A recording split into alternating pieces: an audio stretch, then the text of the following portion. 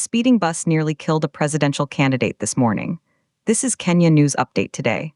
Coming up, you'll see the shocking video, hear the emotional outburst, and discover why this crash is more than just an accident. It's a political statement on a dangerous road. Meet Reuben Kigame, a renowned gospel musician, a 2027 presidential contender, and this morning, a man who stared death in the face. At 5 a.m. on March 1, 2026, his white SUV was forced off the Kapsa Bet Chavakali road. A bus, speeding with full headlights blazing, was overtaking carelessly. To avoid a head-on collision, Kigame's driver swerved. The vehicle plunged into a roadside ditch near Shiru. Images show the SUV wrecked, with onlookers scrambling to help. But here's the twist. This wasn't just a crash, it was a catalyst, and what happened next will blow your mind.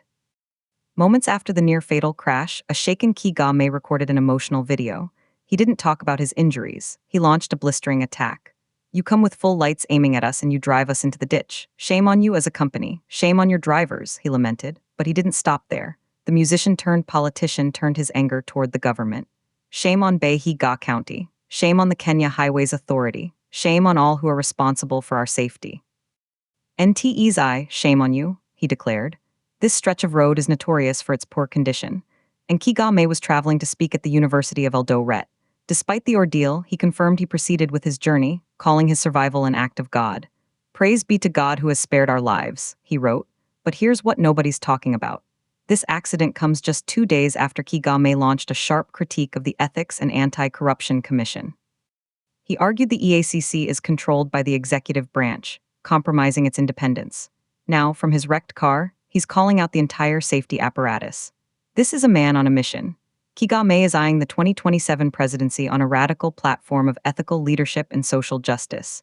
He was locked out of the 2022 ballot by the IEBC, a decision courts later ruled in his favor, but too late.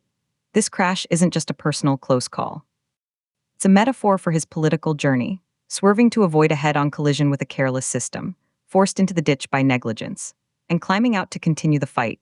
The implications are huge. A presidential aspirant nearly killed on a dangerous road he says the government has failed to fix. He's turning his trauma into a campaign moment. Some will see a brave survivor calling out corruption. Others will see a politician exploiting an accident, but the controversy is undeniable. He's pointing fingers at multiple agencies: Kenya Highways Authority, the National Transport and Safety Authority, the county government. The unanswered question hangs in the air. If this can happen to a high-profile candidate with security, what does it mean for the ordinary Kenyan on that same road at 5 a.m.? This story has shock, relief, anger, and a surprising twist of defiance. From the terror of the crash to the fury in his voice, it's a roller coaster. And it reveals a deeper truth about politics and safety in Kenya.